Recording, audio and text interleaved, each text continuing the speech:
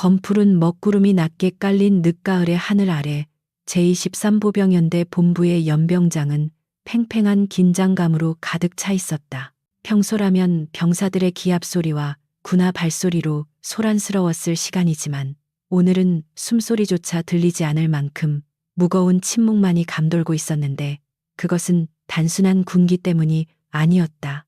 먼 곳에서부터 대기를 찢으며 다가오는 헬리콥터의 로터 소리가 점차 거대해지며 모든 이들의 고막을 때리기 시작했고 그 소리는 마치 다가올 폭풍을 예고하는 전조처럼 느껴졌다.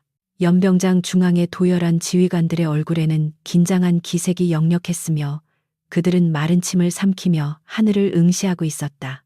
육군본부 직할의 블랙호크 헬기가 거센 바람을 일으키며 연병장 중앙에 착륙하자 흙먼지가 사방으로 흩날리며 시야를 잠시 가렸다. 프로펠러가 멈추고 엔진 소리가 잦아들자 헬기의 육중한 문이 열리며 검은색 정복을 입은 한 남자가 모습을 드러냈는데 그의 등장은 그 자체만으로도 압도적인 위압감을 발산했다. 그는 대한민국 국군 역사상 최연소 소장 진급자이자 전설적인 707 특수임무단 출신의 이민준 장군이었으며 그의 차가운 눈빛은 연병장에 모인 수백 명의 병사들을 단숨에 제압하기에 충분했다. 그의 어깨 위에서 빛나는 두 개의 별은 단순한 계급장이 아니라 수많은 사선을 넘나들며 쌓아 올린 피와 땀의 결정체였다. 연대장 박동욱 대령은 흩날리는 먼지를 손으로 가리며 헬기에서 내리는 이민준 소장을 바라보았는데 그의 눈동자 깊은 곳에는 복잡한 감정이 소용돌이치고 있었다. 박동욱에게 이민준은 과거 자신의 부관이자 아끼던 후배였으나 이제는 감히 올려다보기조차 힘든 직속 상관으로 돌아왔다는 사실이 그의 자존심을 긁어놓고 있었다. 박 대령은 겉으로는 완벽한 군인의 자세를 유지하며 거수경례를 준비했지만 속으로는 이민준이 어린 나이에 고속 승진을 한 것이 운이 좋았을 뿐이라고 폄하하며 애써 자신의 불안감을 감추려 노력했다. 그는 자신의 연대가 겉보기에는 완벽하게 관리되고 있다고 믿었기에 이번 사열 또한 무사히 넘어갈 수 있을 것이라고 스스로를 위로했다. 이민준 소장은 헬기에서 내려와 단단한 아스팔트 바닥에 발을 디디며 주변을 천천히 둘러보았는데 그의 시선은 마치 레이더처럼 날카롭게 공간을 훑었다. 그는 환영 행사를 위해 준비된 화려한 장식이나 도열한 병사들의 군기든 모습보다는 그 이면에 숨겨진 미세한 균열들을 찾아내려는 듯 보였다. 차가운 바람이 그의 코트 자락을 흔들었지만 그는 미동도 하지 않은 채 자신을 향해 걸어오는 박동욱 대령을 응시했고 그 시선에는 사적인 감정이라고는 조금도 찾아볼 수 없는 냉철함만이 서려 있었다. 이민준에게 이번 방문은 단순한 격려 차원의 순시가 아니라 오래전부터 터차 터진 환부를 도려내기 위한 수술의 시작이었다. 박동욱 대령은 절도 있는 동작으로 다가와 이민준 소장 앞 5m 전방에서 멈춰 섰고 우렁찬 목소리로 격려 구호를 외쳤다. 그의 목소리는 훈련된 군인의 그것이었으나 이민준의 귀에는 그 속에 담긴 미세한 떨림과 가식적인 과장이 고스란히 전달되었다. 박 대령의 뒤를 이어 연대 주요 참모들이 일제히 경례를 올렸고 그들의 동작은 기계처럼 딱딱 맞아떨어졌지만 그들의 눈빛은 이민준의 반응을 살피느라 분주하게 움직이고 있었다. 이민준은 천천히 오른손을 들어 답례를 했는데 그 동작은 간결하면서도 힘이 넘쳐 흘러 보는 이로 하여금 저절로 고개를 숙이게 만드는 권위가 있었다. 경례가 끝나자 박동욱 대령은 한 발 다가서며 짐짓 여유로운 미소를 지어 보이려 애썼는데 그것은 과거의 친분을 이용해 분위기를 부드럽게 만들어 보려는 얄팍한 계산에서 나온 행동이었다. 그는 이민준 소장에게 악수를 청하며 먼 길 오느라 고생했다는 식의 의례적인 인사말을 건넸지만 이민준은 그 손을 잡는 대신 싸늘한 눈빛으로 박 대령의 눈을 똑바로 응시했다. 그 순간 박 대령은 등줄기를 타고 흐르는 서늘한 공포를 느꼈고 내밀었던 손이 허공에서 갈 길을 잃고 멈칫거리는 굴욕적인 상황을 맞이해야 했다. 이민주는 박대령의 호의를 무시한 채 낮은 목소리로 사열 행사 따위는 생략하고 즉시 지휘 통제실로 이동하겠다는 명령을 내렸다. 이민준의 예상 밖의 반응에 당황한 박동욱 대령은 황급히 표정을 수습하며 준비된 일정을 설명하려 했지만 이민준은 이미 몸을 돌려 본관 건물을 향해 걷기 시작했다. 그의 발걸음은 거침이 없었고 뒤따르는 보좌관들과 참모들은 허둥지둥 대열을 갖추며 그를 쫓아가야만 했다. 이민준의 등 뒤로 남겨진 연병장의 병사들은 서로의 눈치를 살피며 웅성거렸고 그들은 직감적으로 이번 사열이 평소와는 전혀 다른 방향으로 흘러갈 것임을 깨달았다. 박대령은 입술을 깨물며 주먹을 꽉 쥐었는데 그의 마음속에는 이민준에 대한 분노와 알 수 없는 불안감이 뒤섞여 검은 도끼처럼 피어오르고 있었다. 본관으로 향하는 복도에서 이민준은 벽에 걸린 역대 지휘관들의 사진과 부대 연역을 곁눈질로 훑어보았는데 화려하게 포장된 업적들 사이에서 그는 기만과 위선의 냄새를 맡을 수 있었다. 그는 707 특수임무단 시절 작전 중에 희생된 동료들의 얼굴을 떠올렸고 그들의 죽음 뒤에 숨겨진 진실을 밝혀내기 위해 얼마나 긴 시간을 인내해 왔는지 되새겼다. 이곳 제23 보병연대는 겉으로는 국토 방위의 핵심 전력으로 칭송받고 있었지만 이민준이 입수한 정보에 따르면 이곳은 방산 비리와 작전 실패를 은폐하는 거대한 쓰레기장이나 다름없었다. 그리고 그 중심에는 언제나 박동욱 대령이라는 인물이 존재하고 있었다. 지휘 통제실에 들어선 이민준 소장은 상석에 앉는 대신 거대한 작전 지도 앞에 서서 팔짱을 낀 채 침묵을 지켰다. 뒤따라 들어온 박대령과 참모들은 숨소리조차 크게 내지 못한 채 그의 등 뒤에 정렬했고 팽팽한 정적이 방안을 가득 채웠다. 이민준은 천천히 입을 열어 최근 3년간의 군수 물자 보급 현황과 작전 운용 기록 원본을 지금 당장 가져오라고 지시했다.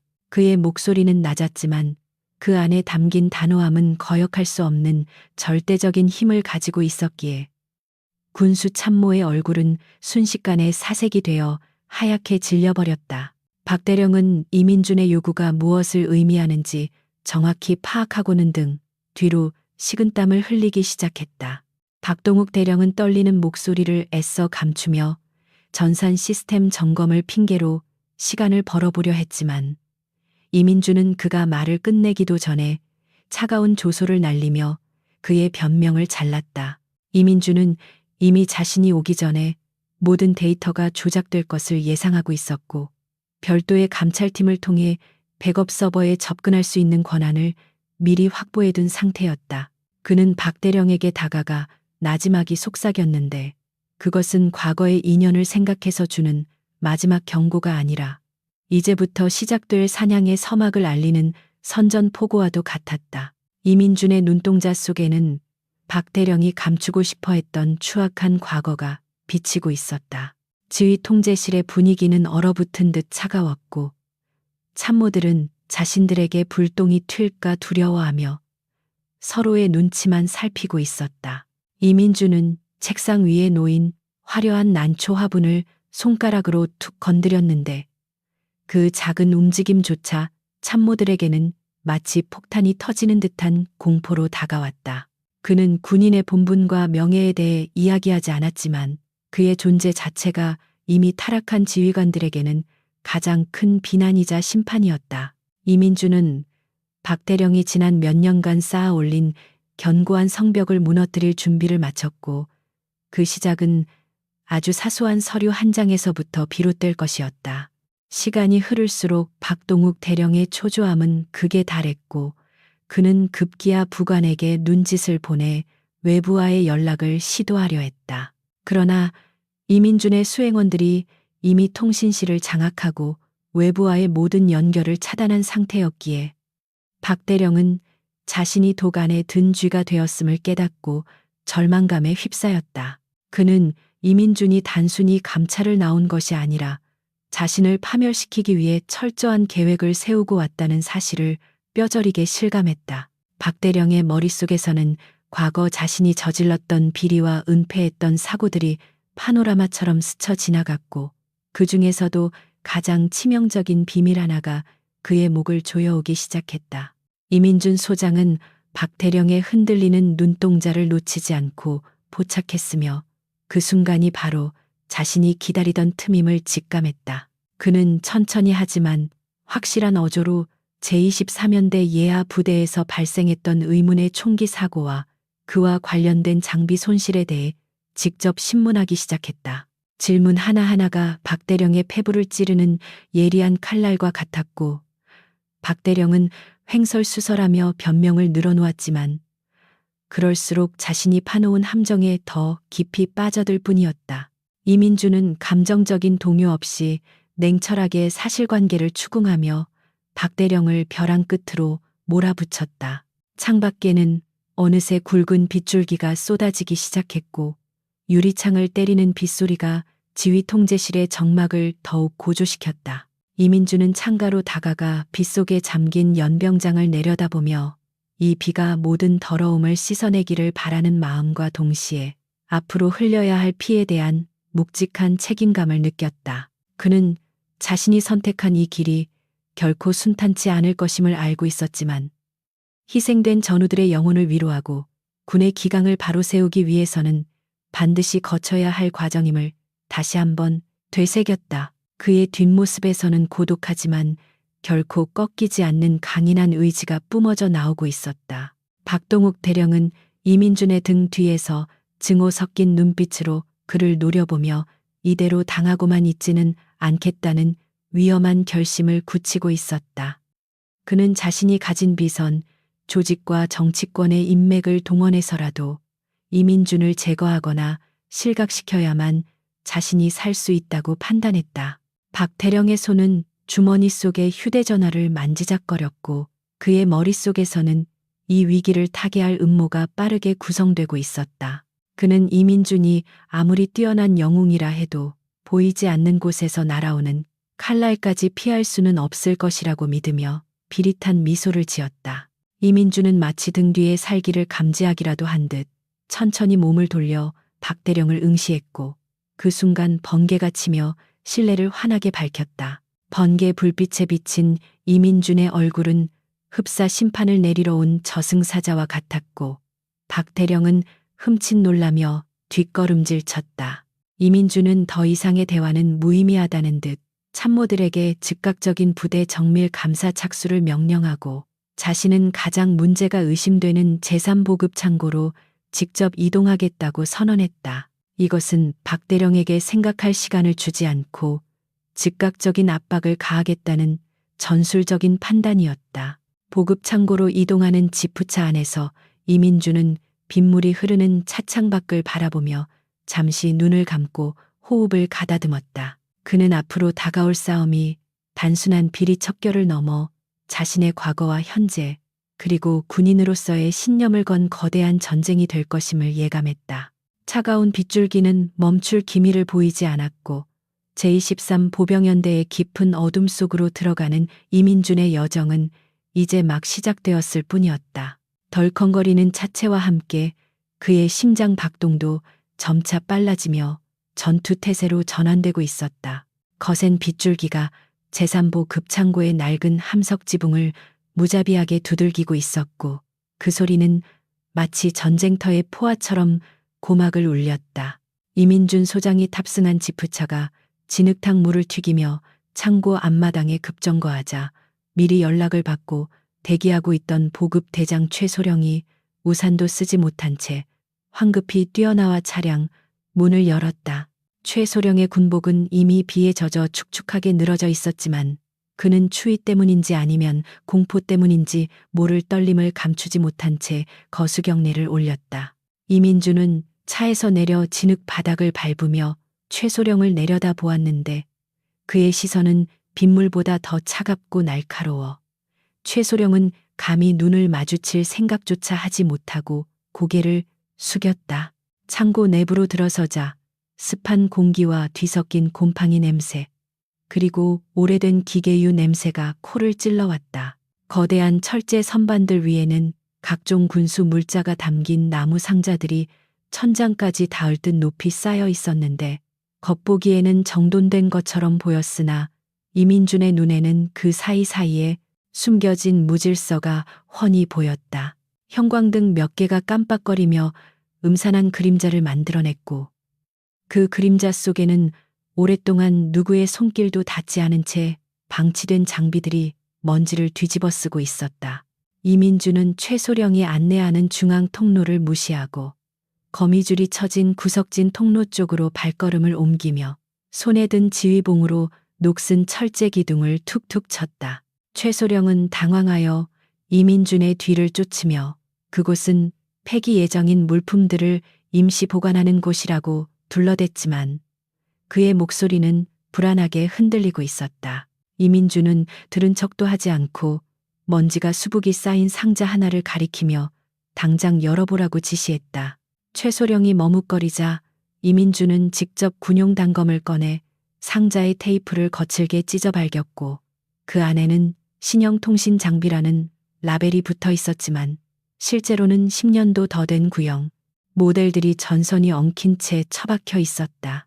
이민주는 낡은 무전기 하나를 들어 올리며 최소령을 돌아보았고 그의 눈빛은 설명 따위는 필요 없다는 듯 싸늘하게 빛나고 있었다.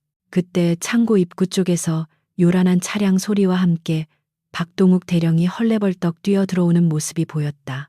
그는 숨을 헐떡이며 빗물에 젖은 머리카락을 쓸어 넘겼고 이민준과 최소령 사이에 심상치 않은 분위기를 감지하자마자 굳은 표정으로 다가왔다.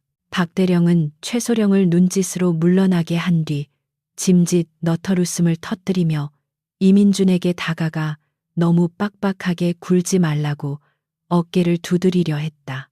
그러나 이민준은 몸을 살짝 비틀어 그의 손길을 피하며 손에 들고 있던 낡은 무전기를 박 대령의 가슴팍에 거칠게 떠안겼다. 묵직한 고철 덩어리를 받아든 박 대령의 얼굴에서 억지 미소가 순식간에 사라지고 당혹감이 번져나갔다.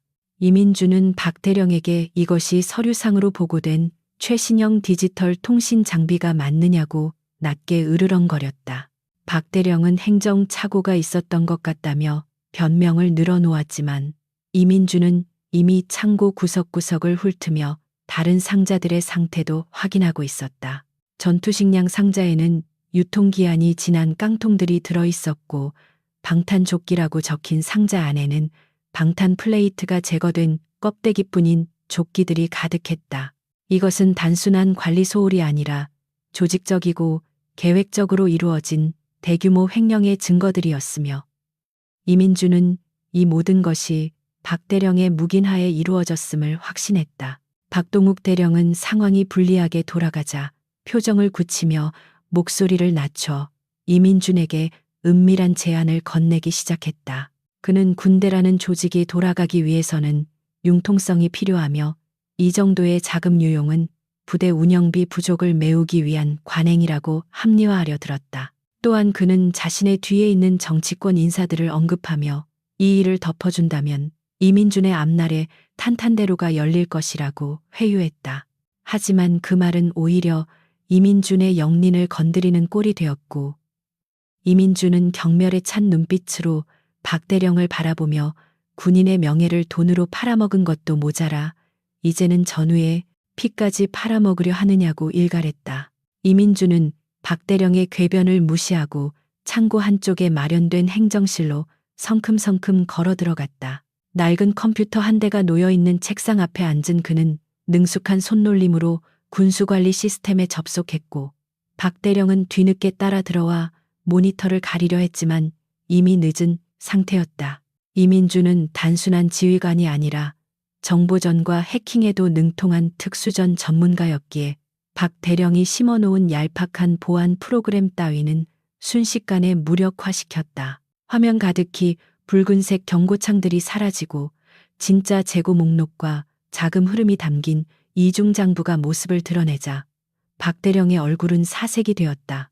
화면을 스크롤하던 이민준의 손가락이 특정 날짜의 기록에서 멈췄고 그의 미간이 좁혀지며 날카로운 살기가 뿜어져 나왔다. 그것은 3년 전 겨울 자신의 부하들이 작전 중 전멸했던 그날의 보급 기록이었으며 서류상으로는 최고급 장비가 지급된 것으로 되어 있었지만 실제 출고 내역은 텅 비어 있었다. 기록에 따르면 당시 작전팀에게 지급되었어야 할 야간 투시경과 방한복은 빼돌려져 암시장에 팔려나갔고 그 대가로 입금된 막대한 금액이 차명 계좌로 흘러 들어간 정황이 포착되었다. 이민주는 주먹을 꽉 쥐어 책상을 내리쳤고 그 충격으로 모니터 화면이 잠시 지직거렸다. 등 뒤에 서 있던 박동욱 대령은 이민준이 무엇을 보고 있는지 직감하고는 식은땀을 줄줄 흘리며 뒷걸음질 쳤다. 그는 이민준이 단순히 횡령을 잡으러 온 것이 아니라 과거의 복수를 위해 자신을 노리고 왔다는 사실을 뼈저리게 깨달았다. 박 대령은 떨리는 손을 주머니에 넣어 비상용 호출기를 만지작거렸고 지금이라도 당장 경비 병력을 불러 이민준을 제압하고 모든 것을 사고로 위장해야 하나 고민했다. 하지만 이민준은 마치 뒤통수에 눈이라도 달린 것처럼 박 대령의 살기를 감지하고 천천히 의자를 돌려 그를 정면으로 응시했다. 이민준은 차갑게 가라앉은 목소리로 박 대령에게 3년 전 겨울작전의 실패가 적의 매복 때문이 아니라 장비 불량 때문이었음을 인정하느냐고 물었다. 박 대령은 침을 꿀꺽 삼키며 그것은 어쩔 수 없는 사고였고 자신은 모르는 일이라고 잡아댔지만 그의 눈동자는 불안하게 흔들리고 있었다. 이민주는 자리에서 일어나 천천히 박 대령에게 다가갔고 그 압도적인 기세에 눌린 박 대령은 벽 쪽으로 몰렸다. 이민주는 박 대령의 멱살을 잡는 대신 그의 제복 깃에 묻은 먼지를 털어주며 진실은 이미 밝혀졌으니 이제 그 대가를 치를 준비를 하라고 나직이 경고했다. 박동욱 대령은 이민준의 손길이 닿은 곳이 불에 댄 듯 뜨겁게 느껴졌고 치밀어 오르는 분노와 공포로 인해 온몸이 굳어버렸다. 그는 자신이 쌓아 올린 견고한 성이 이 젊은 장군에 의해 모래성처럼 무너져 내리고 있음을 느꼈지만 동시에 생존 본능이 꿈틀거리며 마지막 발악을 준비하게 만들었다. 박 대령은 억지로 입꼬리를 올리며 아직 끝나지 않았다고 중얼거렸지만 그 목소리는 공허하게 행정실 벽을 맴돌 뿐이었다. 이민주는 책상 위에 USB 드라이브를 뽑아 주머니에 넣으며 이것이 박 대령의 목을 옥죄는 올가미가 될 것임을 암시했다. 이민주는 행정실을 나와 빗소리가 여전히 요란한 창고 밖으로 걸어나갔고 최소령과 병사들은 공포에 질린 눈으로 그를 바라보며 길을 터주었다. 비는 아까보다 더 거세져 한 치 앞도 분간하기 어려울 정도였지만 이민준의 발걸음은 망설임이 없었다. 그는 지프차에 오르기 전 잠시 멈춰서서 어두운 하늘을 올려다보았는데 빗물이 얼굴을 타고 흐르는 모습이 마치 피눈물을 흘리는 것처럼 보였다. 그는 3년 전 차가운 눈밭에서 죽어간 전우들에게 속으로 맹세했다. 놈들이 훔쳐간 것은 단순한 장비가 아니라 너희들의 생명이었으며 내 반드시 그 값을 1000배만 배로 받아내겠노라고. 차량이 출발하고 멀어지는 뒷모습을 보며 박동욱 대령은 창고 입구 기둥을 주먹으로 내리쳤고 둔탁한 소리와 함께 손등에서 피가 배어 나왔다. 그는 더 이상 이민준을 군법이나 절차로 막을 수 없다는 것을 깨달았고 이제는 정말로 수단과 방법을 가리지 않고 그를 제거해야만 했다. 박 대령은 핏발 선 눈으로 최소령을 노려보며 당장 믿을 만한 병사들을 소집하고 비밀 통신망을 개방하라고 소리쳤다. 그의 목소리에는 이성이 마비된 짐승의 울부짖음 같은 광기가 서려 있었고 제23보 병연대의 밤은 걷잡을 수 없는 폭력의 소용돌이 속으로 빠져들고 있었다. 지프차 안에서 이민주는 젖은 군복에서 나는 비릿한 냄새를 맡으며 차창 밖의 어둠을 응시하고 있었다. 그는 박 대령이 궁지에 몰리면 쥐도 고양이를 물듯 덤벼들 것임을 알고 있었고 오히려 그 반응을 유도하기 위해 일부러 증거를 확보한 사실을 노골적으로 드러낸 것이었다. 이제 박 대령은 살기 위해 움직일 것이고 그 움직임 자체가 더 확실한 증거가 되어 그를 파멸로 이끌 것이었다. 이민주는 품 안에 USB를 만지작거리는 손끝에 힘을 주며 다가올 밤의 사냥을 위해 감각을 예리하게 다듬었다. 차량은 빗길을 뚫고 숙소로 향하는 산길을 달리고 있었고 헤드라이트 불빛만이 칠흑 같은 어둠 속에서 유일한 길잡이가 되어주었다. 이민주는 운전병에게 평소보다 속도를 늦추라고 지시하며 주변 숲속의 움직임을 예의주시했다. 그는 직감적으로 오늘 밤이 길고 험난할 것임을, 그리고 피 냄새를 맡은 늑대들이 자신을 노리고 덤벼들 것임을 느끼고 있었다. 하지만 그는 두려워하지 않았는데, 왜냐하면 그는 이미 죽음의 문턱을 수없이 넘어온 사냥꾼이었고, 이번 사냥감은 다름 아닌 자신의 옛 상관이자 타락한 군인이었기 때문이다. 부대 외곽의 숲속에서는 검은 우의를 입은 그림자들이 빗소리에 묻혀 은밀하게 이동하고 있었고, 그들의 손에는 소음기가 장착된 소총이 들려 있었다. 박대령의 지시를 받은 이들은 특수 훈련을 받은 사병들이 아니라 돈으로 매수된 용병에 가까운 사조 직원들이었다. 그들은 이민준의 차량이 지나갈 길목에 매복하며 숨을 죽이고 있었고, 무전기를 통해 차량의 위치를 실시간으로 보고받고 있었다. 이민준을 단순한 사고사로 위장하기 위한 덫은 이미 설치되었고, 이제 먹잇감이 걸려들기만을 기다리는 상황이었다. 이민준은 차 안의 백미러를 통해 뒤따라오는 경호 차량의 불빛이 보이지 않는다는 것을 눈치챘고, 아마도 박대령이 손을 써서 그들을 따돌리거나 묶어두었을 것이라고 짐작했다. 그는 운전병에게 긴장하지 말고 앞만 보고 운전하라고 부드럽게 말했지만, 동시에 자신의 권총집 덮개를 조용히 풀었다.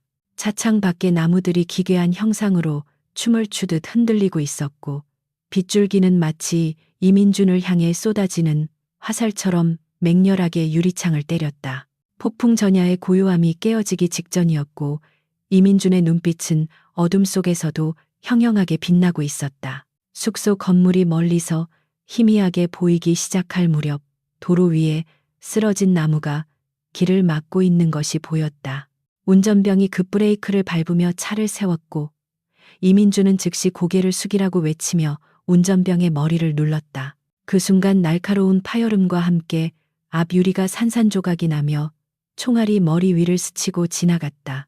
매복해 있던 적들이 공격을 개시한 것이었고, 숲속 곳곳에서 총구의 불꽃이 번쩍였다. 이민주는 침착하게 차문을 열고 몸을 날려 도로변에 수로로 굴러들어가며 이제 본격적인 전쟁이 시작되었음을 알렸다. 수로의 차가운 진흙탕물이 온몸을 적셨지만 이민주는 추위를 느낄 겨를도 없이 권총을 뽑아들고 적들의 위치를 파악했다. 그는 단순한 표적이 아니라 반격을 준비하는 맹수였고, 어둠과 빗소리는 오히려 그에게 유리한 전장이 되어 주었다. 박대령이 보낸 자객들은 자신들이 건드린 상대가 누구인지 아직 모르고 있었고, 그 무지가 곧 그들의 패배로 이어질 것이었다.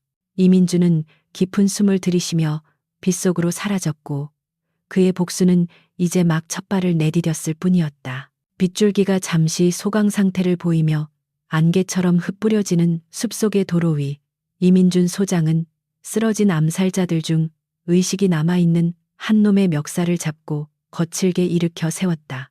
그의 눈빛은 이미 인간의 것이라고 볼 수 없을 만큼 차갑게 식어 있었고, 빗물과 진흙으로 범벅이 된 암살자는 공포에 질려 덜덜 떨며 살려달라고 애원했다. 이민주는 놈의 턱을 으스러뜨릴 듯 강하게 움켜쥐며 박동욱 대령이 숨겨둔 그 사람이 어디에 있는지 단 한 번만 묻겠다고 나직하게 속삭였다. 암살자는 고통과 두려움에 일그러진 얼굴로 부대 뒷산에 위치한 구형 의무대 건물의 지하 격리실을 가리키며 더듬거리듯 위치를 토해냈다. 이민주는 정보를 얻자마자 망설임 없이 암살자의 경동맥을 가격하여 기절시켰고, 놈을 도로 옆 수풀 속으로 던져버린 뒤 어둠 속으로 몸을 숨겼다. 그의 머릿속에서는 방금 들은 지하 격리실이라는 단어가 3년 전에 끔찍했던 기억을 강제로 끄집어내고 있었는데, 그것은 그가 매일 밤 악몽 속에서 마주해야 했던 지옥도였다. 그는 숲을 가로질러 의무대로 향하며 차가운 밤 공기 속에서 피비린내와 화약 냄새가 섞인 그날의 기억을 떠올렸다. 강원도의 혹독한 겨울 산속 모든 것이 얼어붙었던 그날 밤.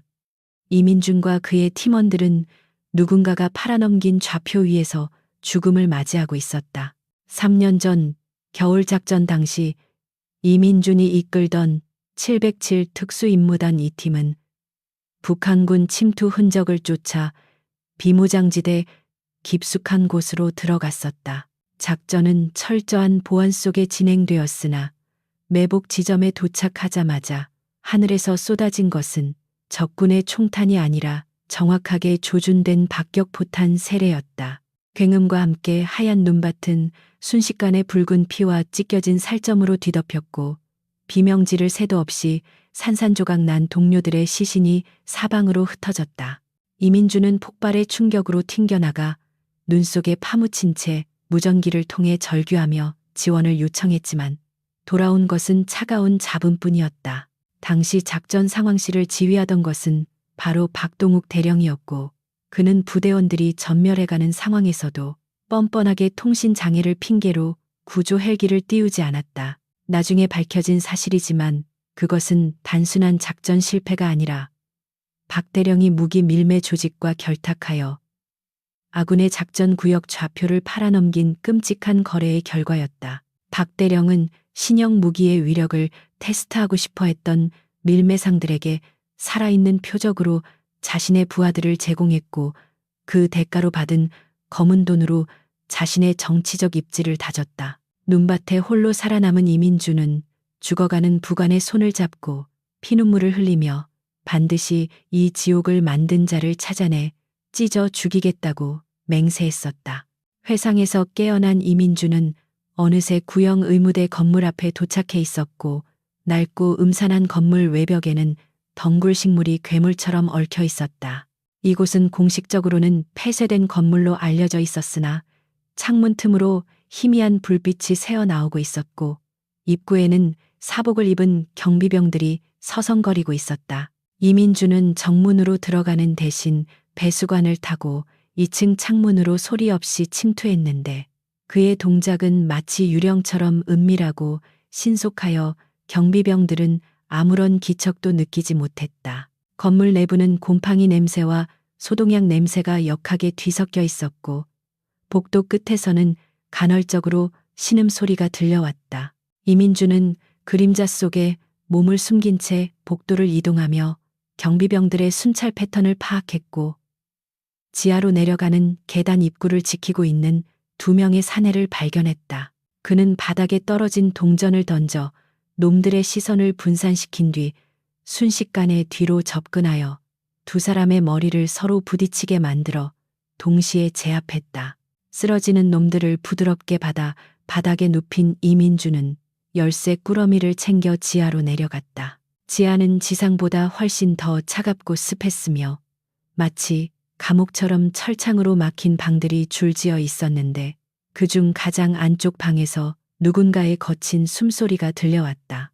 녹슨 철문 너머를 들여다본 이민준의 눈동자가 심하게 흔들렸는데 그곳에는 인간의 형상이라고 하기 힘들 정도로 마르고 쇠약해진 한 남자가 침대에 묶여 있었다. 그는 3년 전 작전에서 이민준과 함께 기적적으로 생還했던 유일한 생존자 김철수 중사였다. 당시 중상을 입고 후송되었던 김 중사는 이후 외상 후 스트레스 장애로 인한 정신분열이라는 진단을 받고 강제 전역 처리된 것으로 알려져 있었으나 사실은 박 대령에 의해 이곳에 감금되어 있었던 것이다. 이민주는 떨리는 손으로 열쇠를 구멍에 꽂았고 철커덕하는 소리와 함께 육중한 문이 열렸다. 방 안으로 들어선 이민주는 침대 곁으로 다가가 김중사의 헝클어진 머리카락을 쓸어 넘기며 작게 그의 이름을 불렀다. 약물에 취해 몽롱한 눈을 뜨고 있던 김중사는 이민준의 얼굴을 보자마자 소스라치게 놀라며 몸을 비틀었으나 이내 그가 환영이 아님을 깨닫고 닭똥 같은 눈물을 흘리기 시작했다. 대장님, 정말 대장님이십니까? 제가 죽어서 대장님을 뵙는 겁니까? 김중사의 갈라진 목소리는 이민준의 가슴을 후벼 팠고 그는 김중사의 손을 꽉 잡으며 늦게 와서 미안하다고 이제 모든 것이 끝날 것이라고 위로했다. 김중사는 흐느끼며 그날의 진실에 대해 이야기하기 시작했는데 그는 후송 헬기를 기다리던 중 박대령이 무전기로 누군가와 통화하는 내용을 우연히 엿들었던 것이다. 박대령은 물건 성능이 아주 확실하더군. 쥐새끼들은 깔끔하게 청소됐다. 라고 말하며 웃고 있었고 김중사는 그 악마 같은 웃음소리를 평생 잊을 수 없다고 했다. 박대령은 김중사가 이 사실을 알고 있다는 것을 눈치채고 그를 정신병자로 몰아세워 이곳에 가두고 강력한 향정신성 약물을 투여하여 기억을 지우려 했던 것이다. 김중사의 팔뚝에는 수없이 많은 주사 자국이 멍처럼 남아있어 그간의 고통을 짐작게 했다.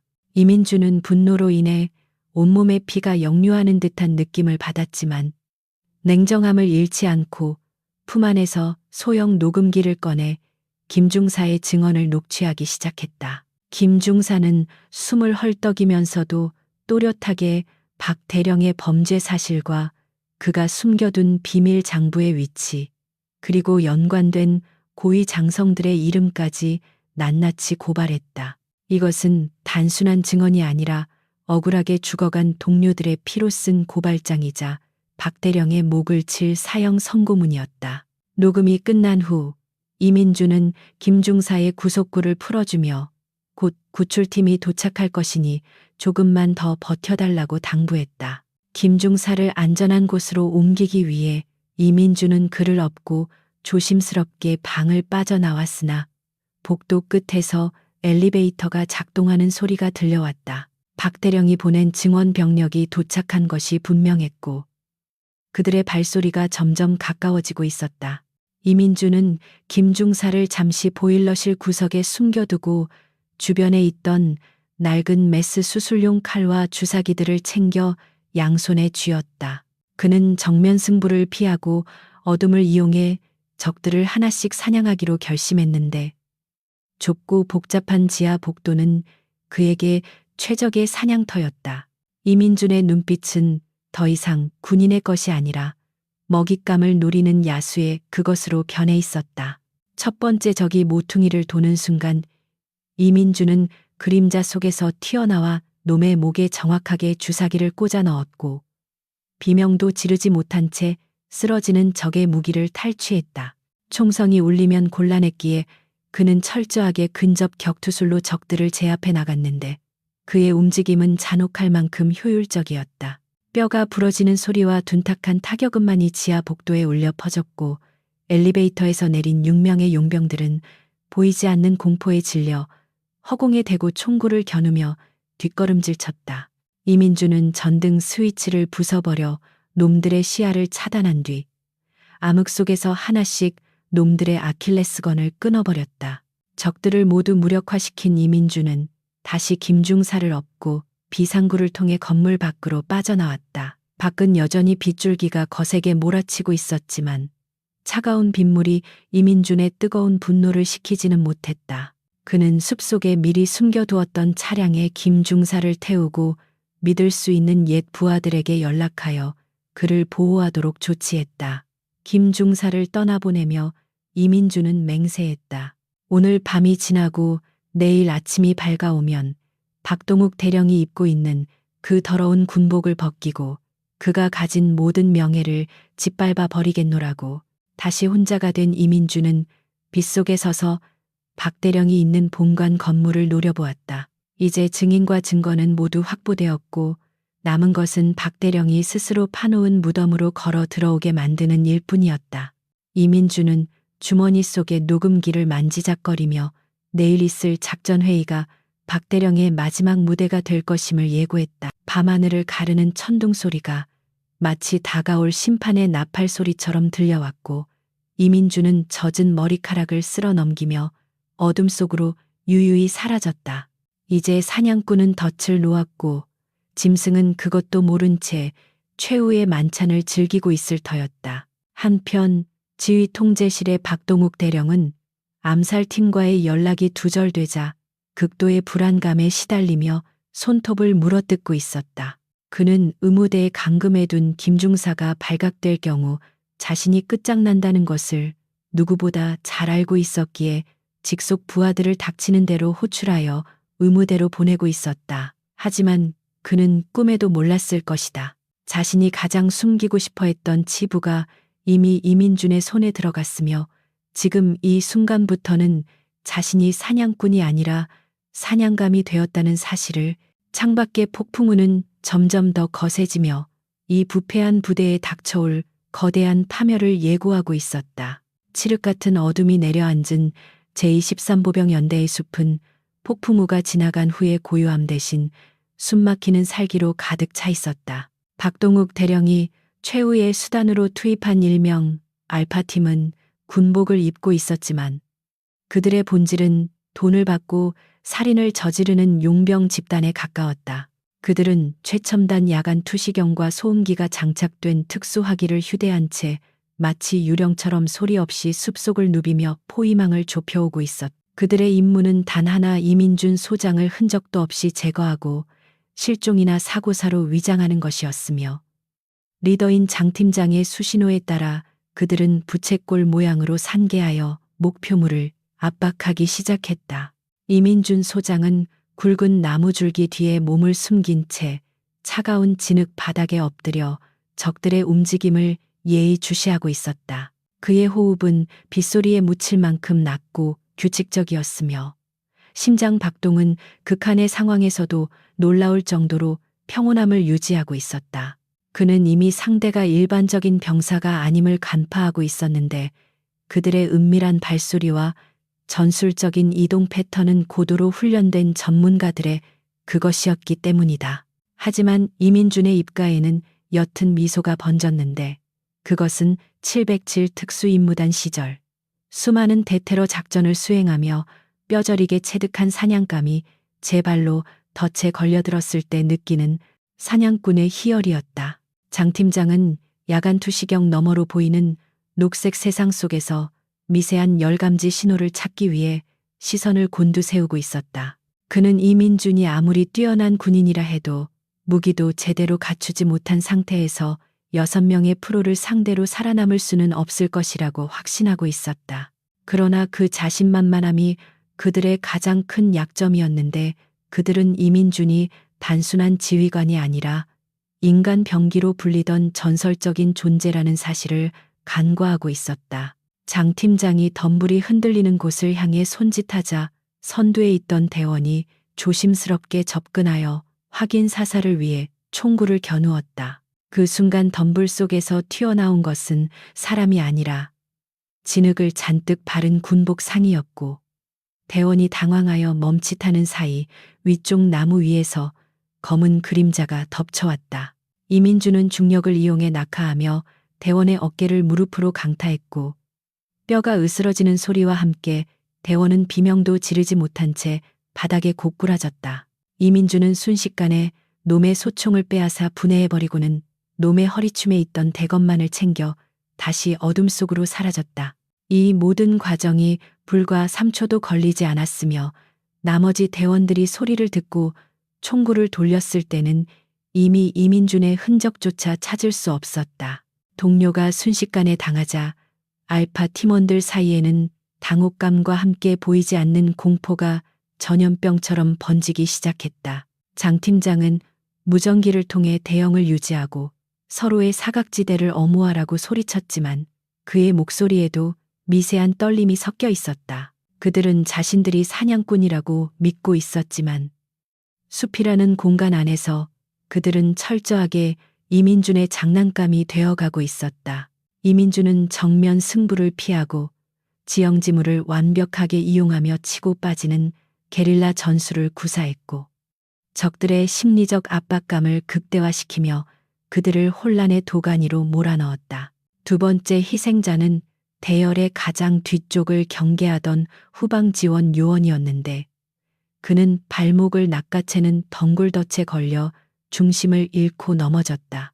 그 틈을 놓치지 않고 이민준은 놈의 뒤에서 나타나 목을 조르는 리어 네이키드 초크 기술을 걸었고 요원은 필사적으로 발버둥 쳤지만 강철 같은 이민준의 팔에서 벗어날 수 없었다.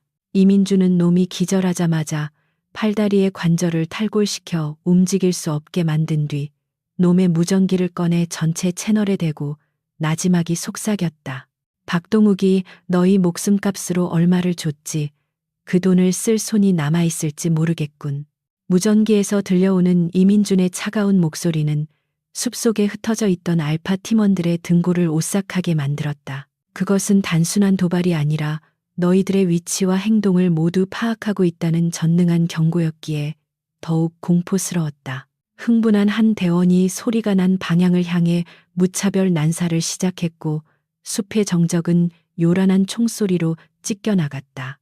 하지만 그 총알들은 허공을 가를 뿐이었고 오히려 그 총구에서 뿜어져 나오는 불꽃이 이민준에게 놈의 정확한 위치를 알려주는 꼴이 되고 말았다. 이민준은 어둠 속에서 늑대처럼 눈을 빛내며 다음 목표물을 향해 소리 없이 접근했다. 난사를 하던 대원은 탄창이 비자 황급히 재장전을 시도했지만 떨리는 손 때문에 탄창을 바닥에 떨어뜨리고 말았다. 그가 욕설을 내뱉으며 허리를 숙이는 순간 이민준이 빗물 웅덩이에서 솟구쳐 올라 놈의 명치를 정확하게 가격했다. 컥 하는 소리와 함께 대원이 숨을 못 쉬고 고통스러워하자 이민준은 놈의 손목을 비틀어 꺾어버리고는 귀에 대고 박동욱의 비자금 장부가 어디 있는지 불라고 위협했다. 고통에 일그러진 대원은 공포에 질려 본부 건물 지하 금고에 있다는 사실을 실토했고 이민준은 놈을 기절시킨 뒤 나무의 밧줄로 단단히 묶어두었다. 이제 남은 것은 장 팀장을 포함한 3명뿐이었고 그들은 서로 등을 맞대고 방어 태세를 취하며 공포에 떨고 있었다. 숲속의 바람소리, 나뭇잎이 스치는 소리조차 그들에게는 이민준이 다가오는 소리처럼 들려 신경을 갉아먹었다. 장 팀장은 이것이 함정임을 깨닫고 철수를 명령하려 했지만 이미 퇴로조차 이민준이 미리 설치해둔 부비 트랩으로 막혀있는 상태였다. 이민준은 그들이 공포에 질려 판단력이 흐려지기를 기다렸다가 바닥에 굴러다니던 돌멩이를 던져 시선을 유도한 뒤 동시에 섬광탄을 터뜨렸다. 강렬한 백색 섬광과 함께 귀를 찢는 듯한 폭음이 터지자 알파 팀원들은 비명을 지르며 눈을 감고 바닥에 쓰러졌다. 시각과 청각을 동시에 잃은 그들은 무방비 상태가 되었고 이민준은 그 혼란 속으로 뛰어들어 춤을 추듯 우아하고 치명적인 격투수를 펼쳤다. 그는 살인을 목적으로 하는 급소, 가격 대신 근육과 신경을 마비시키는 정밀한 타격으로 적들을 하나씩 무력화시켰다. 뼈가 부러지는 둔탁한 소리가 연이어 들렸지만 이민준의 표정에는 어떠한 동요도 없었으며 오직 임무를 완수하겠다는 냉철한 이성만이 존재할 뿐이었다. 마지막으로 남은 장 팀장은 흐릿한 시야 속에서 동료들이 쓰러지는 것을 보며 절망적인 비명을 지르며 대검을 휘둘렀다. 하지만 이민준은 그 공격을 가볍게 피한 뒤 장 팀장의 팔을 잡아채어 업어치기로 바닥에 내리꽂았다. 엄청난 충격에 장 팀장은 피를 토하며 신음했고 이민준은 그의 가슴 위에 발을 올리고 내려다보며 차갑게 물었다. 군복을 입고 돈을 위해 전우를 사냥하는 기분이 어떤가? 장 팀장은 공포에 질린 눈으로 살려달라고 빌었지만 이민준은 대답 대신 그의 턱을 가격하여 기절시켰다. 이민준은 쓰러진 6명의 암살자들을 한 곳에 모아놓고 그들의 무장과 신분증 그리고 박대령과의 통신 기록이 담긴 장비들을 증거물로 확보했다. 그는 놈들을 결박한 뒤 자신의 군용 재킷에서 찢어낸 천으로 그들의 눈을 가리고 입을 막았다. 이들은 단순한 적이 아니라 내일 아침 박대령의 목을 꿰 결정적인 증인이 되어야 했기에 죽여서는 안 되었다. 비에 젖은 흙바닥에 널브러진 그들의 모습은 한때 특수부대원이라고 자부하던 자존심이 철저하게 짓밟힌 폐잔병의 몰골 그 자체였다. 숲속의 상황이 정리되자 이민준은 잠시 나무에 등을 기대고 앉아 거친 숨을 몰아쉬며 아드레날린이 잦아들기를 기다렸다. 온몸이 진흙과 땀으로 범벅이 되었고 여기저기 찰과상을 입었지만 그의 눈빛만은 그 어느 때보다 맑고 강렬하게 빛나고 있었다. 그는 밤하늘을 올려다보며 구름 사이로 희미하게 비치는 달빛을 바라보았는데 그것은 마치 정의의 여신이 그를 지켜보고 있는 듯한 느낌을 주었다. 이제 가장 위험한 고비는 넘겼고 남은 것은 날이 밝는 대로 이 모든 진실을 세상에 폭로하는 일뿐이었다. 이민주는 확보한 증거물들을 방수팩에 챙겨 넣고 기절한 암살자들 중 장 팀장을 끌고 부대 방향으로 이동하기 시작했다. 그는 나머지 대원들의 위치를 GPS로 기록하여 나중에 헌병대가 수거할 수 있도록 조치해 두었다. 무거운 몸을 이끌고 산을 내려가는 그의 발걸음은 천근만근이었지만 3년 전 죽어간 동료들의 억울함을 풀어줄 수 있다는 희망이 그를 지탱하고 있었다. 숲의 어둠이 서서히 걷히고 새벽의 여명이 밝아오고 있었지만 이민준의 전쟁은 아직 끝나지 않았다. 박동욱 대령의 집무실에서는 초조함이 극한에 달해 있었는데 알파팀과의 연락이 끊긴 지 벌써 2시간이 지나고 있었다.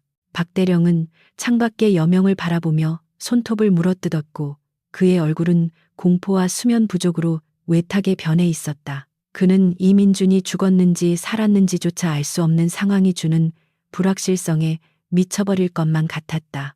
만약 이민준이 살아서 돌아온다면 그것은 곧 자신의 파멸을 의미한다는 것을 그는 본능적으로 직감하고 있었기에 그는 떨리는 손으로 서랍 속의 권총을 만지작거렸다. 부대 정문위병소 앞 새벽 안개를 뚫고 누군가가 걸어오는 모습이 경계병들의 시야에 들어왔다.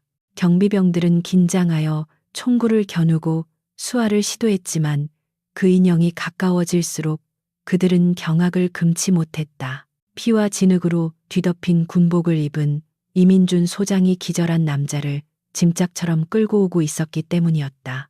이민준의 등장은 마치 지옥에서 돌아온 복수의 화신과도 같았고 위병소의 병사들은 감히 그를 막을 생각조차 하지 못한 채 길을 터주었다. 이민준은 아무런 말 없이 정문을 통과하여 연대 본부를 향해 뚜벅뚜벅 걸어갔다. 이민준이 본부 건물 앞에 도착했을 때 마침 출근하던 참모들과 병사들은 그 기괴하고 압도적인 광경에 숨을 죽이고 지켜보았다. 이민준은 끌고 온 장 팀장을 현관 앞 계단에 내던지듯 내려놓고 당직 사령을 향해 차갑게 명령했다. 이자를 헌병대 지하 감방에 구금하고 누구의 접근도 허용하지 마라. 그리고 지금 당장 전장병 비상 소집을 발령해라. 그의 목소리는 쩌렁쩌렁하게 울려 퍼졌고 그것은 제23 보병연대에 불어닥칠 거대한 피바람을 예고하는 신호탄이었다. 이민준은 대답을 기다리지 않고 곧바로 자신의 임시 숙소로 향했는데 이는 다가올 마지막 전투를 위해 몸을 정비하기 위함이었다. 샤워기에서 쏟아지는 찬물이 그의 몸에 묻은 피와 흙을 씻어내렸지만 그의 가슴 속에 타오르는 분노의 불길은 꺼지지 않았다. 그는 거울 속에 비친 자신의 상처투성이 몸을 바라보며 오늘이야말로 박동욱 대령의 가면을 벗기고 그를 심판대에 세울 날임을 다짐했다. 그는 정복을 갖춰 입고 별이 빛나는 견장을 다는 순간 더 이상 야전의 사냥꾼이 아닌 엄격한 심판관으로 변모해 있었다. 해가 완전히 떠오르고 연병장에는 비상 소집된 병사들이 도열하기 시작했다. 영문을 모르는 병사들 사이에서는 흉흉한 소문이 돌았고 단상 위에는 빈자리가 하나 놓여 있었다. 박동욱 대령은 집무실에서 창밖을 내려다보며 다리에 힘이 풀려 주저앉고 말았다. 그는 이민준이 살아 돌아왔다는 보고를 받았고 이제 자신이 할 수 있는 일은 아무것도 없음을 깨달았다. 하지만 그의 썩어빠진 자존심은 패배를 인정하기를 거부했고 그는 마지막 발악으로 이민준을 역모로 몰아세울 거짓 시나리오를 머릿속으로 짜내기 시작했다. 폭풍우가 휩쓸고 지나간 새벽의 연병장에는 짙은 안개가 자욱하게 깔려 있었고 그 속에서 느껴지는 한기는 병사들의 뼛속까지 파고들었다. 이민준 소장이 발령한 비상 소집 명령으로 인해 수천 명의 병력이 완전 군장 상태로 대기하고 있었지만 지휘 체계의 혼란으로 인해 누구 하나 감히 움직이지 못하고 있었다. 연대본부 건물 주변에는 헌병대가 2중 3중으로 바리케이드를 치고 외부인의 출입을 철저하게 통제하고 있었는데 그들의 총구는 외부의 적이 아닌 내부의 누군가를 향해 겨누어지고 있었다. 이 기이하고 불안한 대치 상황은 마치 폭발 직전의 시한폭탄과도 같았으며 병사들 사이에서는 곧 유혈 사태가 벌어질지도 모른다는 공포심이 전염병처럼 번져나가고 있었다. 이민준 소장은 연대본부 건물 3층에 위치한 방송실을 점거한 채 문을 굳게 걸어 잠그고 홀로 앉아 있었다. 밖에서는 박동욱 대령의 지시를 받은 헌병들이 문을 부수기 위해 도끼와 해머를 휘두르고 있었지만 이민준은 미동도 하지 않고 콘솔 데스크 앞에 앉아 헤드셋을 끼고 있었다. 그의 얼굴은 지난밤의 격투로 인해 멍이 들고 찢어져 있었지만 눈빛만은 먹이를 노리는 맹수처럼 형형하게 빛나고 있었다. 그는 지금 자신이 막다른 골목에 몰린 쥐처럼 보이도록 연출하고 있었지만 실상은 박동욱 대령을 완벽한 파멸의 구렁텅이로 몰아넣기 위한 치밀한 심리전을 펼치고 있는 중이었다. 박동욱 대령은 3층 복도에서 헌병들을 독려하며 이민준을 당장 끌어내라고 고래고래 소리를 지르고 있었다. 그는 이민준이 겁을 먹고 방송실로 도망쳤다고 판단했으며 이 기회에 그를 무장 타령 및 반란 혐의로 현장에서 사살하거나 체포하여 모든 진실을 덮어버릴 계획을 세우고 있었다. 박 대령의 눈에는 광기가 서려 있었고 그는 자신이 가진 권력과 지위를 이용하여 이 상황을 통제할 수 있다고 굳게 믿고 있었다. 그는 이민준이 확보한 증거들이 공개되기 전에 그를 제거하는 것만이 자신이 살 길이라 생각하며 부관에게 발포 허가 명령까지 준비시키고 있었다. 방송실 안에 이민준은 복도의 소란스러운 소리를 들으며 입가에 차가운 비소를 머금었다. 그는 손가락으로 콘솔의 스위치를 조작하여 부대 내의 모든 스피커를 끄고 오직 박동욱 대령이 있는 복도의 스피커와 자신의 헤드셋만을 연결하는 폐쇄 회로를 구축했다. 그리고 그는 짐짓 떨리고 겁에 질린 목소리를 연기하며 마이크에 대고 말했다. 대령님 제발 그만하십시오. 제가 졌습니다. 증거는 다 없애버릴 테니 제 목숨만은 살려주십시오. 이민준의 애원하는 듯한 목소리가 복도의 스피커를 통해 흘러나오자 문을 부수던 헌병들의 손이 잠시 멈칫했다. 박동욱 대령은 스피커에서 흘러나오는 이민준의 나약한 목소리를 듣자 회심의 미소를 지으며 헌병들에게 잠시 물러나 있으라고 손짓했다. 그는 승리감에 도취되어 이민준이 드디어 무릎을 꿇었다고 착각했고 이 상황을 즐기며 그를 조롱하고 싶어졌다. 박 대령은 문 가까이 다가가 거만한 목소리로 대답했다. 이민준 소장 707의 전설이라더니 꼴이 우습게 되었군. 네가 감히 나를 건드리고도 무사할 줄 알았나. 네 동료들이 왜 죽었는지 아직도 모르겠나. 그건 힘없는 정의보다 힘있는 현실이 더 중요하기 때문이야. 이민준은 박 대령의 목소리가 들리자 녹음 버튼을 눌렀고 동시에 위성 통신망을 통해 이 대화 내용을 실시간으로 육군 본부 상황실로 전송하기 시작했다. 그는 박 대령의 자백을 더 확실하게 유도하기 위해 울먹이는 목소리로 반문했다. 그렇다고 해서 부하들을 팔아넘기셨습니까? 그들은 대령님을 믿고 따르던 군인들이었습니다. 박 대령은 주변에 자신의 부하들만 있다고 믿고 또한 이민준이 완전히 굴복했다고 확신했기에 거침없이 자신의 본심을 드러냈다. 희생 없는 대가는 없는 법이다. 그놈들의 목숨값으로 우리 연대가 최신 장비를 갖추고 내가 이 자리에 있는 거야. 그건 숭고한 희생이 아니라 필요한 거래였을 뿐이다. 박동욱 대령의 입에서 나온 그 끔찍한 말들은 전파를 타고 수백 킬로미터 떨어진 육군 본부의 대형 스크린 앞에 앉아 있는 참모 총장과 고위 장성들의 귀에 생생하게 전달되었다. 장성들의 얼굴은 경악과 분노로 붉게 달아올랐고 참모 총장은 주먹으로 책상을 내리치며 당장 헌병감을 대동하고 헬기를 띄우라고 호통쳤다. 이민준은 헤드셋 너머로 들리는 본부의 분주한 움직임을 감지하며 차갑게 식어있던 표정을 풀고 원래의 냉철한 얼굴로 돌아왔다. 그는 마이크를 끄며 나지막이 중얼거렸다. 걸려들었군.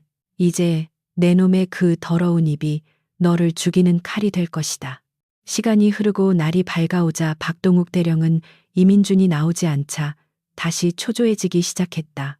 그는 헌병들에게 최후 통첩을 하고 문을 폭파해서라도 진입하라고 명령하려던 찰나 하늘에서 거대한 굉음이 들려오기 시작했다. 그것은 한두 대의 헬기가 아니라 대규모 편대가 접근하는 소리였으며 창밖을 내다본 박 대령의 눈이 휘둥그레졌다. 육군 본부 마크가 선명한 지휘 헬기들과 무장 헬기들이 연병장 상공을 가득 메우고 있었고 그 위용은 마치 전쟁을 선포하러 온 군단과도 같았다. 박동욱 대령은 순간적으로 당황했지만 곧이어 긍정적인 회로를 돌리며 이것이 자신이 요청한 지원군일 것이라고 착각했다. 그는 자신이 정치권에 줄을 대고 있었기에 이민준의 반란을 진압하기 위해 상부에서 병력을 보내준 것이라고 믿고 싶었다. 그는 급히 옷매무새를 다듬고 헌병들에게 이민준을 철저히 포위하라고 지시한 뒤 자신은 헬기를 맞이하기 위해 연병장으로 달려나갔다. 그의 발걸음은 빨랐지만 그 속에는 숨길 수 없는 불안감이 짙게 깔려 있었다. 연병장에 도착한 박동욱 대령은 헬기에서 내리는 인물들을 보고 얼어붙고 말았다. 육군 참모총장을 비롯하여 군단장, 사단장 등 군의 최고위 지휘관들이 굳은 표정으로 내리고 있었고 그들 뒤에는 무장한 수도방위 사령부 헌병 특임대가 도열해 있었다. 박 대령은 황급히 달려가 거수경례를 했지만 참모총장은 그의 경례를 받지 않고 싸늘한 눈빛으로 그를 내려다보았다. 박 대령 자네 부대에서 아주 흥미로운 방송이 송출되고 있더군. 어디 한번 자네 입으로 직접 해명해보게. 그제야 박동욱 대령은 사태가 심상치 않게 돌아가고 있음을 깨달았지만 이미 엎질러진 물이었다. 그는 식은땀을 흘리며 무슨 말씀이신지 모르겠다고 발뺌하려 했지만 헬기 소음 속에서도 총장의 목소리는 천둥처럼 그를 압도했다. 그때 본관 건물 입구에서 굳게 잠겨있던 문이 열리고 이민준 소장이 당당한 걸음으로 걸어 나왔다. 그의 제복은 찢어지고 더러워져 있었지만 그의 어깨에 달린 두 개의 별은 아침 햇살을 받아 그 어느 때보다 눈부시게 빛나고 있었다. 이민준은 참모총장과 장성들 앞으로 다가와 절도 있는 동작으로 경례를 올렸다. 충성 육군소장 이민준 명에 의거하여 제23보병 연대 특별감찰 결과를 보고드리겠습니다. 그의 목소리는 확신에 차 있었고 박동욱 대령은 그 모습을 보며 다리가 풀려 비틀거렸다. 이민준은 품 안에서 USB와 녹음기를 꺼내 총장에게 제출하며 이것이 박 대령의 반역 행위와 비리 사실을 입증할 결정적인 증거임을 선언했다. 참모총장은 이민준이 건넨 증거물을 받아들고는 박 대령을 향해 혐오스럽다는 듯한 표정을 지었다. 박동욱 자네는 군인의 명예를 더럽힌 것도 모자라 전우를 팔아넘긴 매국노다.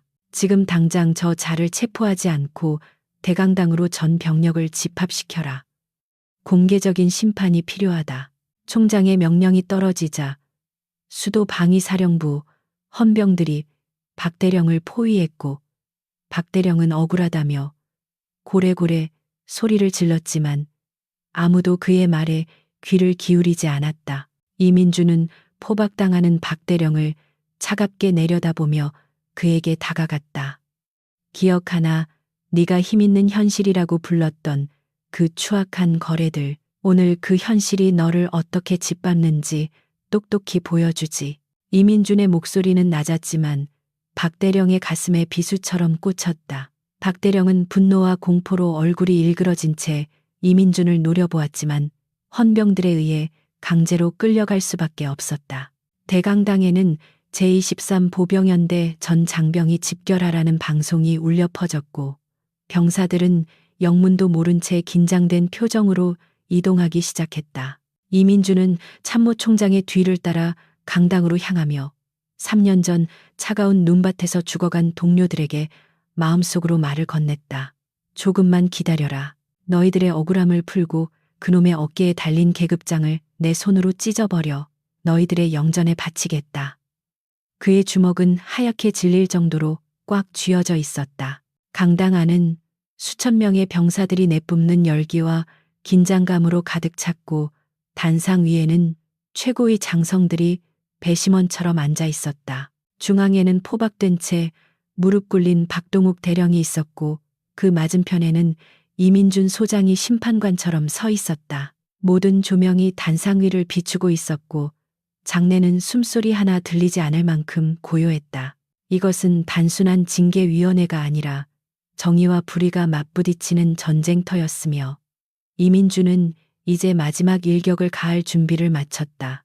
박동욱 대령은 무릎을 꿇은 채로도 여전히 주위를 두리번거리며 자신을 도와줄 구명주를 찾고 있었다. 그는 자신이 쌓아온 인맥과 돈이 자신을 구해주리라 믿고 있었지만 단상 위에 앉은 장성들의 표정은 냉담하기 그지없었다.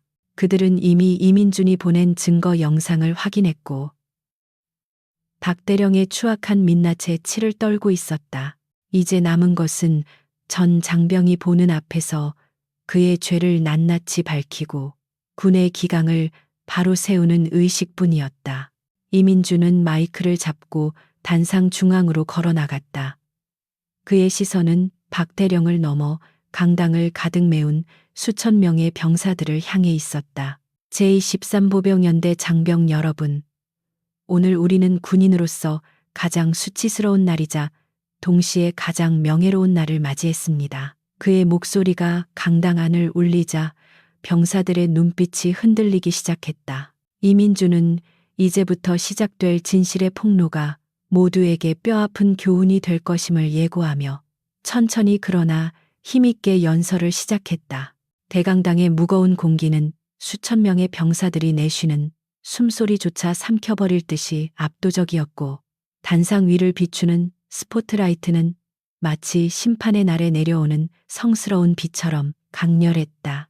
무릎을 꿇은 박동욱 대령의 등 뒤로는 헌병들이 석상처럼 서 있었고 그의 앞에는 이민준 소장이 차갑게 식은 눈빛으로 그를 내려다보고 있었다. 병사들은 자신들의 지휘관이 포박당한 채 처형을 기다리는 죄수처럼 앉아있는 충격적인 모습에 동요했지만 단상 위에 앉아있는 육군 참모총장과 군 수뇌부의 서슬퍼런 위엄에 눌려 침묵을 지킬 수밖에 없었다.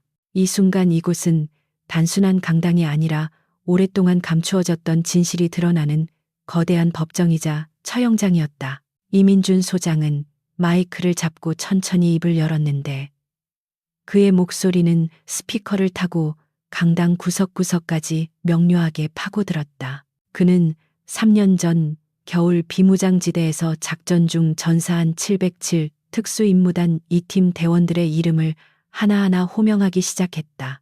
병사들은 그 이름들이 무엇을 의미하는지 몰랐지만 이민준의 목소리에 담긴 깊은 슬픔과 억누를 수 없는 분노를 느끼며 숙연해졌다.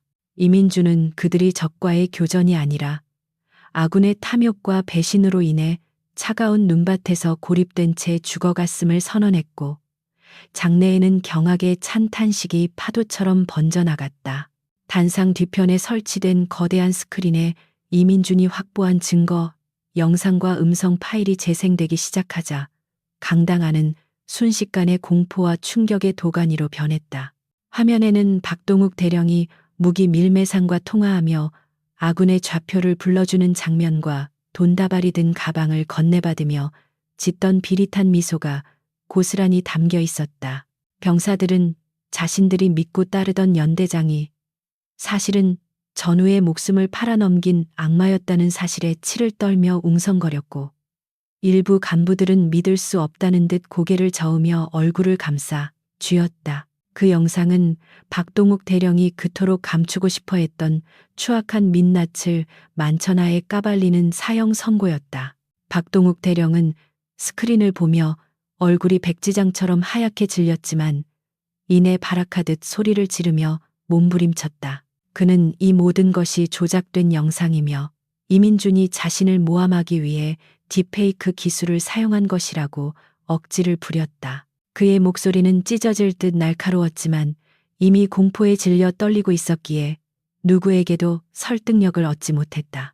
그는 단상 위에 앉아있는 참모 총장을 향해 억울함을 호소하며 살려달라고 빌었지만 총장은 혐오스러운 벌레를 보듯 그를 외면한 채 차가운 침묵만을 지킬 뿐이었다. 박대령의 비명은 공허한 메아리가 되어 자신의 비참함만을 더욱 부각시켰다.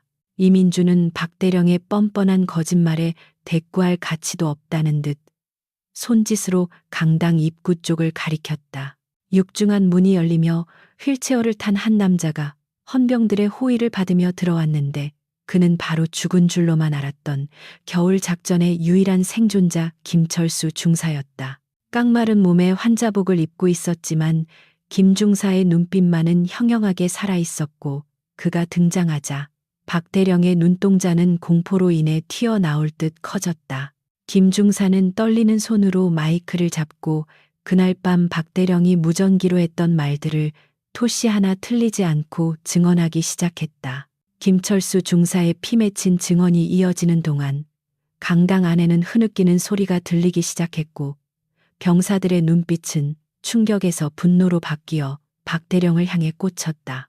김 중사는 박대령이 자신을 정신병자로 몰아세워 감금하고 약물을 투여했던 사실까지 낱낱이 폭로하며 그가 군인이 아니라 살인마임을 명확히 했다. 박동욱 대령은 더 이상 변명할 말을 찾지 못한 채 고개를 떨구었고 그의 몸은 사시나무 떨듯 격렬하게 요동쳤다. 모든 진실이 밝혀진 순간 그가 입고 있는 제복과 어깨 위의 계급장은 더 이상 권위의 상징이 아니라 수치스러운 죄수의 낙인처럼 보였다. 육군 참모총장이 자리에서 일어나 마이크 앞에 섰고 장내의 소라는 순식간에 가라앉았다. 총장은 엄숙하고 단호한 목소리로 박동욱 대령의 모든 직위를 해제하고 군법회의에 회부하여 법정 최고형을 구형할 것임을 선포했다. 그리고 그는 이민준 소장에게 시선을 돌리며 군의 기강을 바로 세우고 억울하게 죽은 영령들을 위로하기 위해 박대령의 계급장을 직접 회수할 권한을 위임했다. 이것은 군 역사상 유례가 없는 파격적인 조치였으며 이민준이 수행한 정의로운 행동에 대한 군 수뇌부의 경의이자 인정이었다. 이민준 소장은 천천히 박동욱 대령에게 다가갔고 그의 군화 발소리는 강당의 정막을 깨며 둔탁하고 규칙적으로 울려 퍼졌다. 박 대령은 다가오는 이민준을 올려다보며 공포에 질려 뒷걸음질 치려 했지만 헌병들이 그의 어깨를 강하게 눌러 꼼짝도 할 수 없었다. 이민준은 박 대령의 바로 앞에 멈춰서서 그를 내려다보았는데 그 눈빛에는 더 이상 개인적인 원한이 아닌 타락한 군인을 처단하는 집행관의 냉철함만이 남아 있었다. 이민준은 박 대령의 어깨에 달린 대령 계급장을 손가락으로 가리키며 나지막이 말했다. 이 계급장은 내 것이 아니다. 박동욱 대령은 이민준의 손이 닿자 감전된 듯 몸을 떨며 재발하지 말라고 애원했다. 그에게 계급장은 자신의 인생이자 자존심의 전부였기에 그것을 잃는다는 것은 죽음보다 더한 고통이었다. 하지만 이민준은 망설임 없이 박대령의 오른쪽 어깨를 움켜쥐었고 강당에 있는 수천 명의 시선이 그의 손끝에 집중되었다. 이민준의 손에 힘이 들어가자 박대령의 정복천이 팽팽하게 당겨졌고 팽팽한 긴장감이 강당을 가득 채웠다. 이것은 단순한 물리적 행위가 아니라 썩어빠진 과거와의 단절을 의미하는 상징적인 의식이었다. 찌익하는 날카로운 파열음이 정적을 찢었고 이민준은 거칠게 박대령의 견장을 뜯어내었다. 실밥이 터져나가고 옷감이 찢어지는 소리는 병사들의 가슴 속에 시원한 카타르시스를 안겨주었다. 박대령은 비명을 지르며 고개를 떨구었고 이민준의 손에는 뜯겨나간 대령 계급장이 들려 있었다. 이민준은 반대쪽 어깨의 계급장마저 거침없이 뜯어버렸고 박동욱 대령은 양쪽 어깨가 텅 빈 채 초라한 늙은이처럼 무너져 내렸다. 그 모습은 권력에 취해 타락했던 자의 비참한 최후를 적나라하게 보여주었다. 이민주는 손에 든 찢어진 계급장들을 바닥에 패대기치고는 혐오스러운 시선으로 그것을 짓밟았다. 그는 바닥에 쓰러져 흐느끼는 박동욱에게 너는 군인으로서 죽은 것이 아니라 범죄자로서 처벌받는 것이다. 라고 차갑게 일갈했다. 강당을 메운 병사들은 그 광경을 보며 숨을 죽였고 그들의 가슴 속에서는 뜨거운 무언가가 끓어올랐다. 그것은 단순히 상관이 처벌받는 것을 보는 쾌감이 아니라 정의가 살아있음을 목격한 자들이 느끼는 벅찬 감동이었다. 이민주는 몸을 돌려 참모 총장과 단상을 향해 절도 있게 경례를 올렸고 총장은 엄숙한 표정으로 답례했다. 뒤이어 강당에 있던 모든 장교와 병사들이 일제히 기립하여 이민준을 향해 경례를 올렸다. 충성 수천 명이 외치는 함성은 강당 천장을 뚫을 듯 우렁찼고 그것은 이민준에 대한 존경이자 새로운 지휘관에 대한 신뢰의 표현이었다. 이민준은 병사들을 둘러보며 처음으로 옅은 미소를 지었는데 그것은 3년 동안 가슴을 짓누르던 무거운 짐을 내려놓은 자만이 지을 수 있는 평온한 미소였다. 헌병들이 축 늘어진 박동욱을 끌고 강당을 빠져나가자 이민주는 단상 중앙에 서서 병사들에게 마지막으로 말했다. 우리의 적은 외부에도 있지만 우리 내부의 나약함과 불의 또한 적이다. 나는 오늘부로 여러분에게 명예로운 군인의 길을 다시 묻고 싶다. 그의 말은 병사들의 가슴 깊이 새겨졌고 제23 보병연대는 그렇게 어둠의 시대를 끝내고 새로운 태양을 맞이할 준비를 하고 있었다. 이민준의 뒤로 비치는 조명은 그를 마치 전쟁의 신처럼 보이게 만들었다. 모든 행사가 끝나고 강당 밖으로 나온 이민준은 맑게 개인 하늘을 올려다보았다. 폭풍우는 완전히 물러갔고 따스한 햇살이 그의 지친 어깨를 감싸 안았다. 그는 주머니 속에서 낡은 사진 한 장을 꺼내 보았는데 그 속에는 3년 전 환하게 웃고 있는 707 특수임무단 대원들의 모습이 담겨 있었다. 이민주는 사진 속의 전우들에게 조용히 속삭였다. 이제 편히 쉬어라. 임무는 완수되었다. 바람이 불어와 그의 머리카락을 헝클어뜨렸고 그는 홀가분한 마음으로 새로운 시작을 위해 발걸음을 옮겼다. 박동욱 대령이 헌병들에게 양팔을 붙들린 채 대강당에서 끌려나간 후에도 장내에는 그가 남긴 비명과 절규의 잔향이 유령처럼 떠돌고 있었다. 단상 위에 남겨진 이민준 소장은 잠시 눈을 감고 거칠어진 호흡을 가다듬었는데 이것은 승리감이라기보다는 오랫동안 썩어 문드러진 환부를 도려낸 의사가 느끼는 피로감에 가까웠다. 참모 총장을 비롯한 군 수뇌부는 심각한 표정으로 긴급 회의를 소집하기 위해 자리를 떴고 남겨진 병사들은 서로의 얼굴을 마주보며 방금 일어난 믿기 힘든 사건을 되새기고 있었다. 그들은 자신들의 부대가 거대한 비리의 온상이었다는 사실에 충격을 받았지만 동시에 이민준이라는 존재가 보여준 압도적인 정의감에 전율하며 새로운 희망의 불씨를 발견하고 있었다. 이민준은 단상을 내려와 병사들 사이를 가로질러 밖으로 걸어 나갔는데 그가 지나가는 길마다 병사들은 홍해가 갈라지듯 길을 터주며 경외심 어린 눈빛을 보냈다. 누구 하나 시키지 않았음에도 불구하고 병사들은 차려 자세를 취하며 그에게 무언의 경례를 보냈고 그것은 계급에 대한 복종이 아니라 진정한 리더에 대한 존경의 표시였다. 이민주는 그들의 눈빛에서 두려움이 사라지고 안도감이 자리 잡은 것을 확인하며 자신의 과격한 방식이 결코 헛되지 않았음을 느꼈다. 그는 비록 손에 피를 묻히는 악역을 자처했지만 그 결과로 수천 명의 병사들이 떳떳한 군인으로 살아갈 수 있는 길을 열어준 셈이었다. 본부 건물 밖으로 나오자 헌병대 호송 차량이 박동욱 대령을 태우기 위해 대기하고 있었고 그 주변에는 감찰 장교들이 분주하게 오가며 압수수색을 진행하고 있었다. 박 대령은 수갑을 찬 채 호송차의 철창 너머로 멍하니 하늘을 올려다보고 있었는데 그의 눈동자는 초점을 잃고 공허하게 풀려 있었다. 불과 몇 시간 전까지만 해도 이 부대의 제왕으로 군림하며 무소불위의 권력을 휘두르던 자라고는 믿기지 않을 만큼 초라하고 비참한 몰골이었다. 이민주는 멀리서 그 모습을 지켜보며 권력이라는 것이 얼마나 더덥고 파괴적인지를 다시 한번 뼈저리게 실감했다. 이민준의 곁으로 육군본부 인사참모부장이 다가와 조심스럽게 말을 건넸는데 그는 이민준에게 당분간 이 부대에 남아서 혼란을 수습하고 지휘를 맡아줄 것을 제안했다.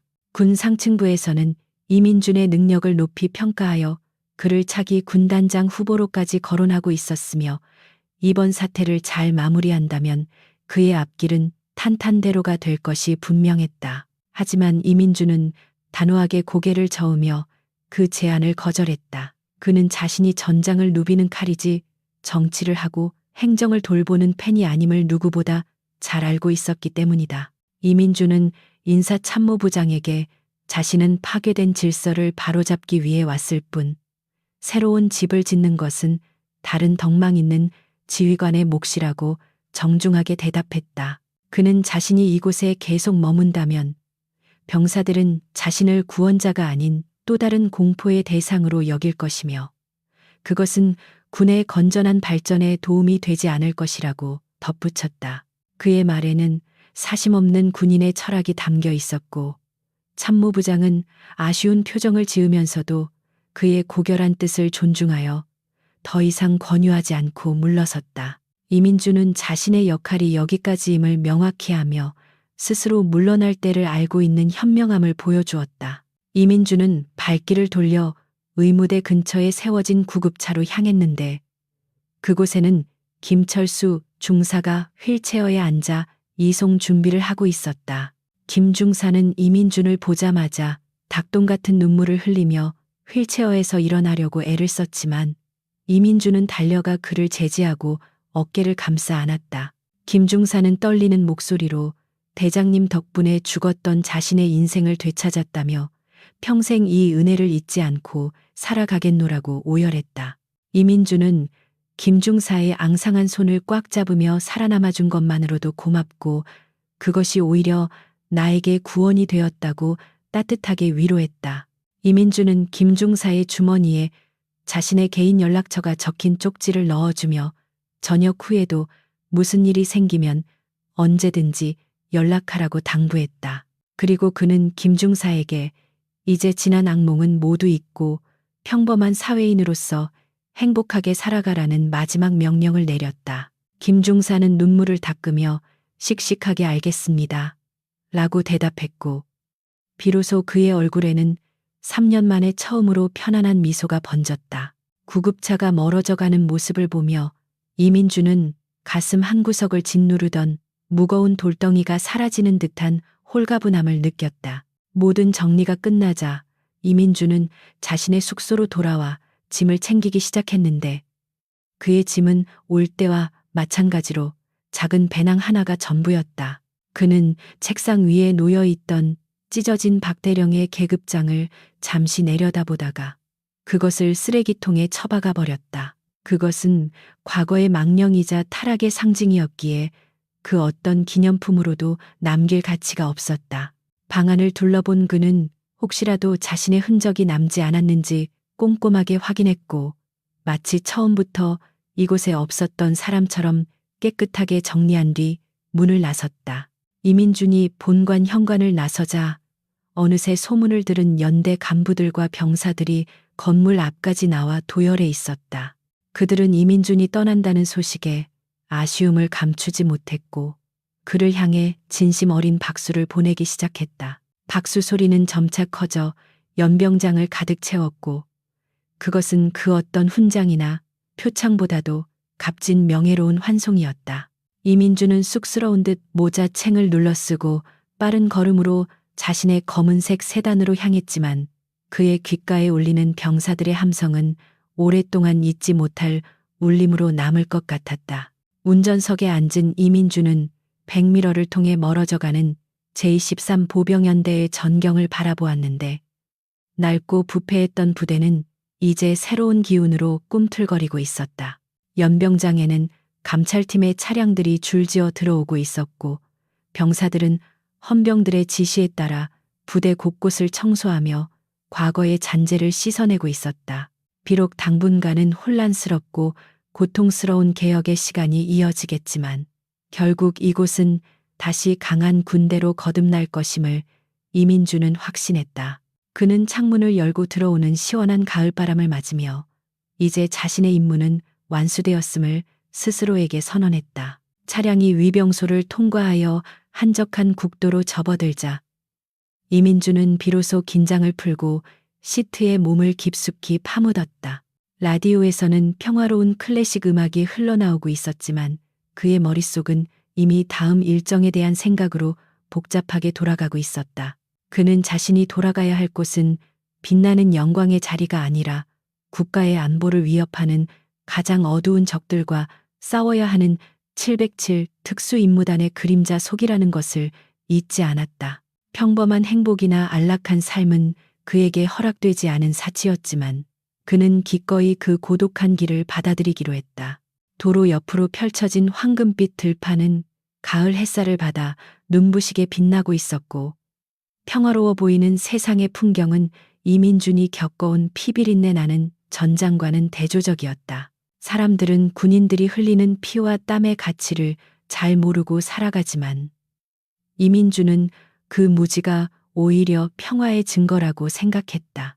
자신이 짊어진 십자가가 무거울수록 국민들의 삶은 안전해진다는 역설적인 진리야말로 그가 군복을 벗지 못하는 이유이자 존재의 이유였다. 그는 스쳐 지나가는 풍경들을 눈에 담으며 잠시나마 군인이 아닌 한 인간으로서의 감상에 젖어들었다. 그때 조수석에 놓아둔 암호화된 위성 전화기가 요란하게 울리기 시작했고 이민주는 익숙한 동작으로 전화를 받았다. 수화기 너머에서는 국방부 정보본부장의 다급한 목소리가 들려왔고 국경 인근에서 테러 조직의 새로운 움직임이 포착되었다는 보고가 이어졌다. 휴식은 짧았고 국가는 다시 한번 그를 필요로 하고 있었다. 이민준의 눈빛은 순식간에 날카로운 사냥꾼의 것으로 변했고 그는 핸들을 꺾어 서울 방향이 아닌 작전 지역으로 향하는 고속도로 진입로로 차를 돌렸다. 이민주는 엑셀러레이터를 밟으며 속도를 높였고 엔진의 굉음이 그의 심장 박동과 함께 고동쳤다. 박동욱 대령과 같은 내부의 적을 처단하는 것도 중요하지만 외부의 위협으로부터 조국을 수호하는 것이야말로 707 특수임무단의 본질적인 임무였다. 그는 피곤한 몸을 이끌고 다시 사지로 향하고 있었지만 그의 입가에는 미세한 미소가 번져 있었다. 그것은 자신이 있어야 할 곳이 어디인지 정확히 알고 있는 자만이 가질 수 있는 확신과 자부심이었다. 해가 서산으로 넘어가며 붉은 노을이 도로 위를 물들이기 시작했고 이민준의 검은 세단은 그 붉은 빛 속으로 빨려 들어가듯 질주했다. 그는 이름도 명예도 없는 군인으로 살아가겠지만 그의 희생이 있는 한 대한민국의 밤은 안전할 것이다. 그는 3년 전 죽어간 전우들에게 부끄럽지 않은 삶을 살 것이며 언제나 정의의 편에 서서 칼을 휘두르는 그림자가 될 것이다.